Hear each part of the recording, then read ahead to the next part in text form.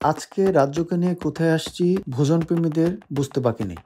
Facebook open করলে এখন তো আর কিছু আসে না তেহেরি খান ছাড়া, তাই আজকে ভাবলাম টেস্ট করেই ফেলি। মেনু দেখে নিতে পারেন, দাম সহ দেওয়া আছে।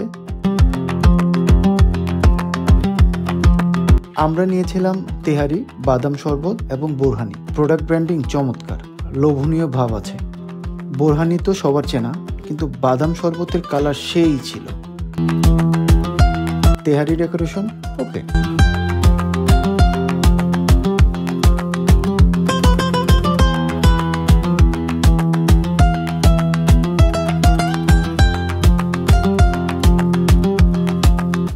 আমার কাছে মোটামুটি স্বাদ লেগেছে। বাবু আর বাবুর মার তো পছন্দই হয়নি। বাবুকে অনেক জোরাজুরি করে মাত্র একবার খাওয়াতে পেরেছি।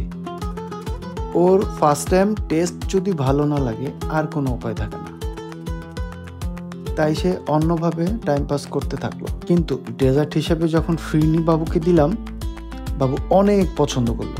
পারে তো পুরোটা একা খেয়ে ফেলে। অনেক এক্সপেকটেশন নিয়ে আসবেন না, খুব সাদামাটা নর্মাল খাবার।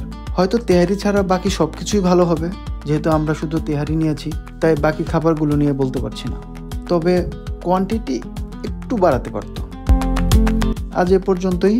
ভিডিওটি ভালো লাগলে লাইক করতে পারেন, আপনার মতামত জানাতে পারেন কমেন্টে, আর সাবস্ক্রাইব করতে পারেন, আমাদের সাপোর্ট হবে। ভালো থাকেন সবাই, আল্লাহ হাফেজ।